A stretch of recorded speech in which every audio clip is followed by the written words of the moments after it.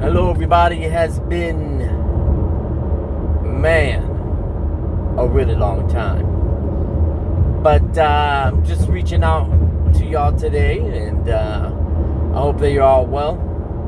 I hope that you're all enjoying your lives and this great country of ours. Today I'm coming to you just to kind of make some commentary on culture.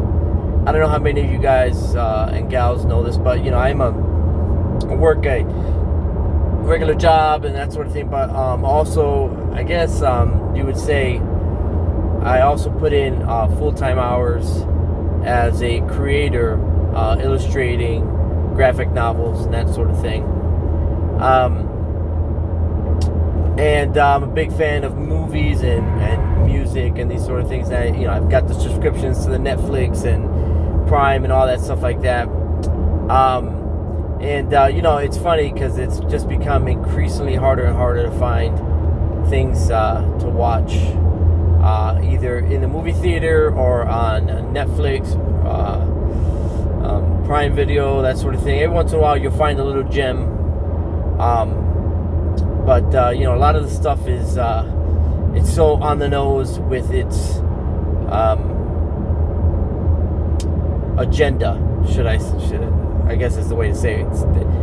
Especially in Netflix over the last couple of years or so, 3 years. And it's kind of, I feel that the quality in a lot of the shows has kind of suffered. They've taken away a lot of their content.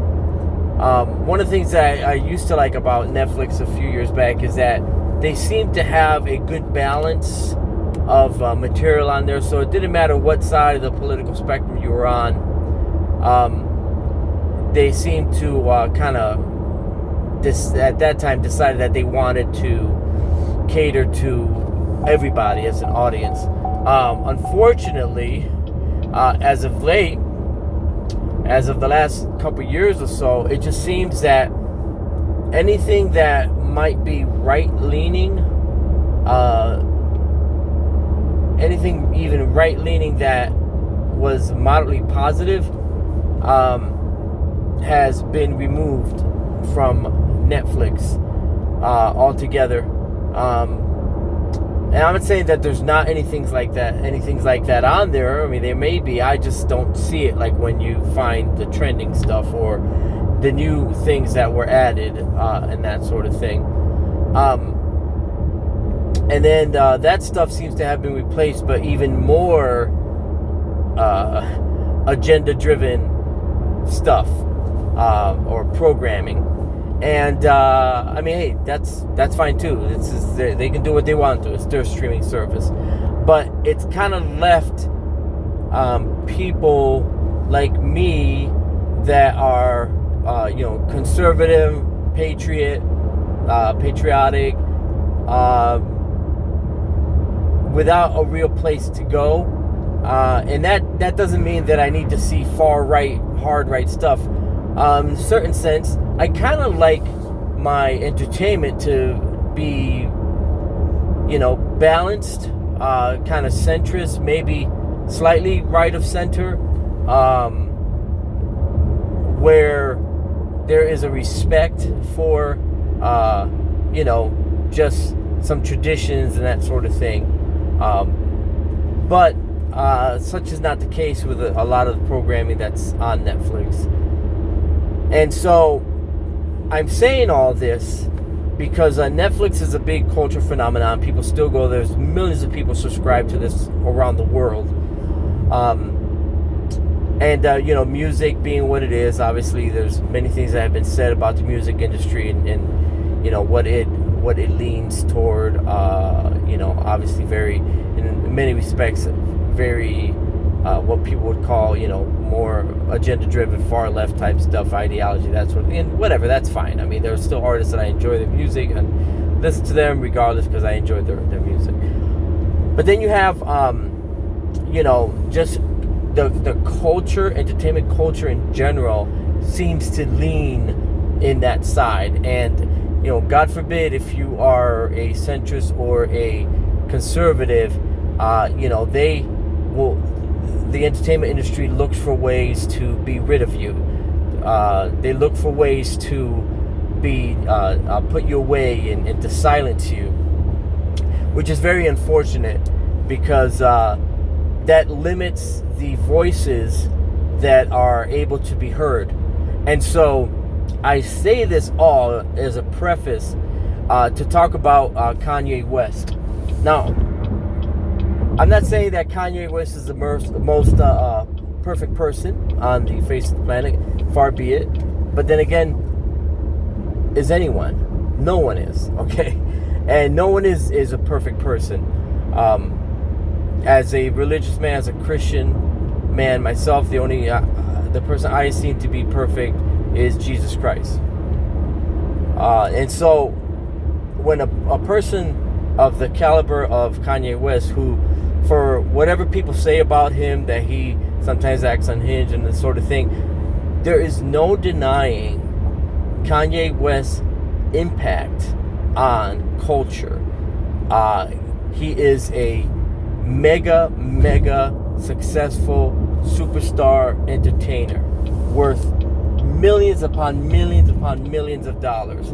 And he has put out music that has a certain bend to it, that if you are a person that is modest and this sort of thing, you listen to that stuff and it could be a little appalling to you, and that's fine. That's where he was at.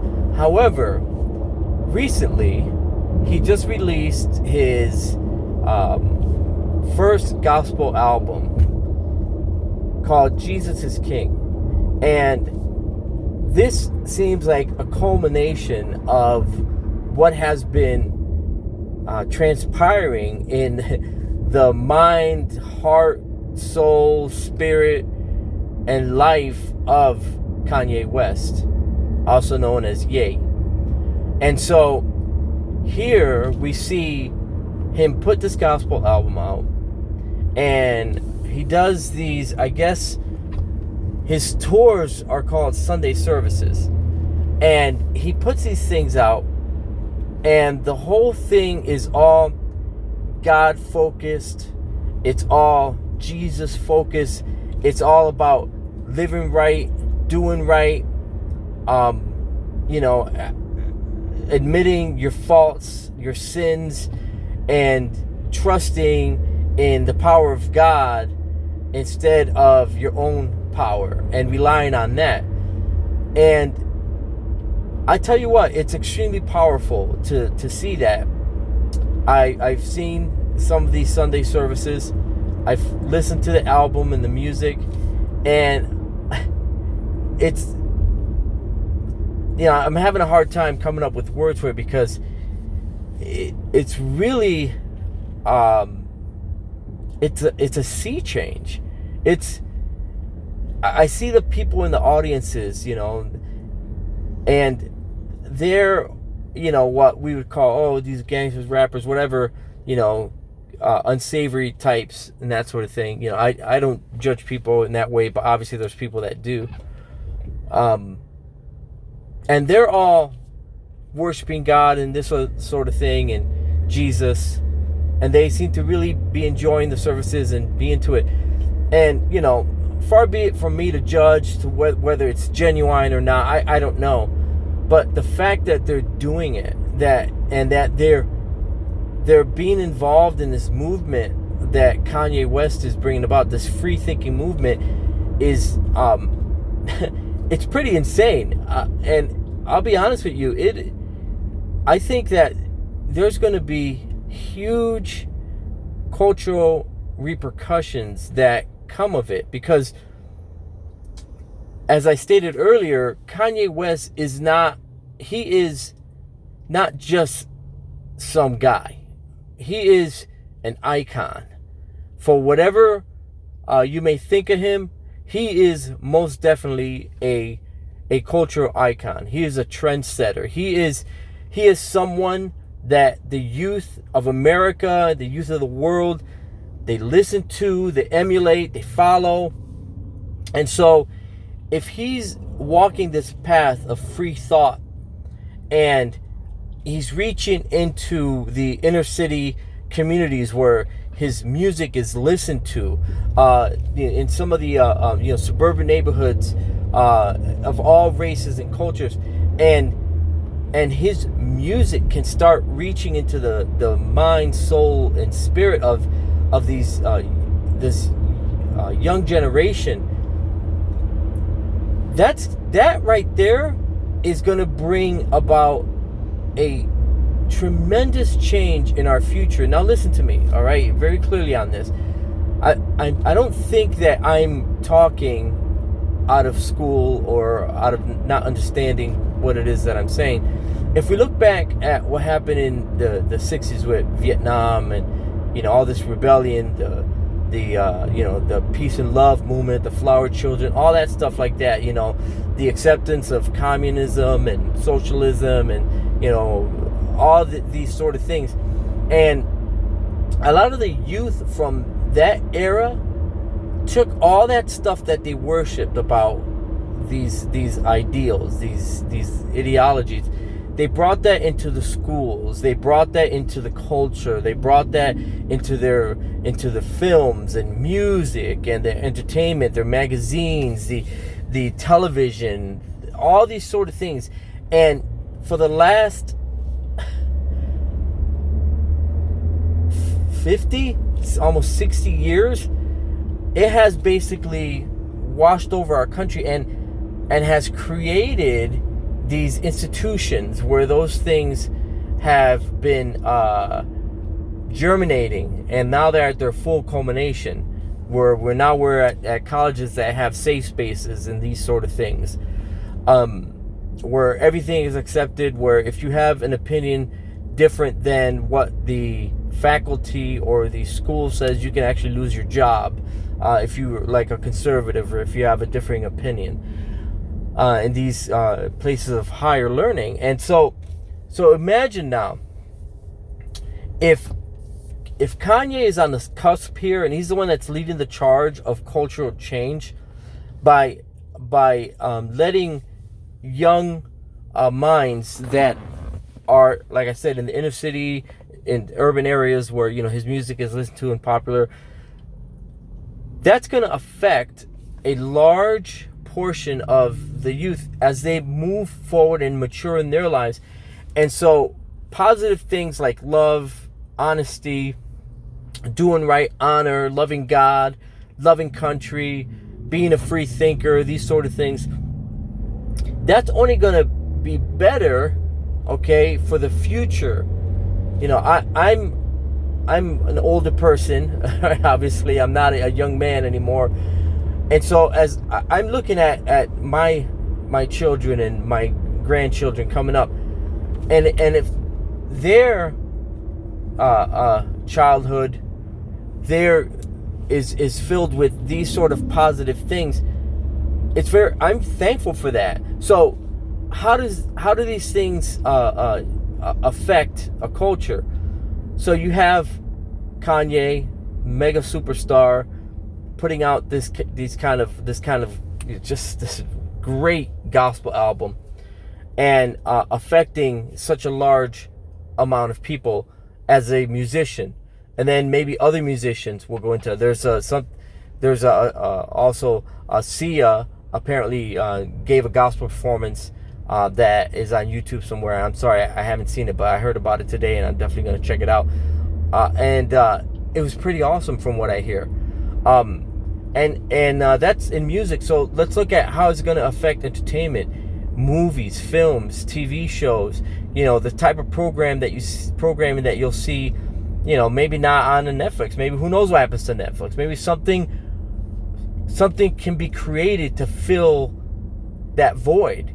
Whether as myself as a creator, as a comics creator, to create stories that aren't all dark, that they're hopeful.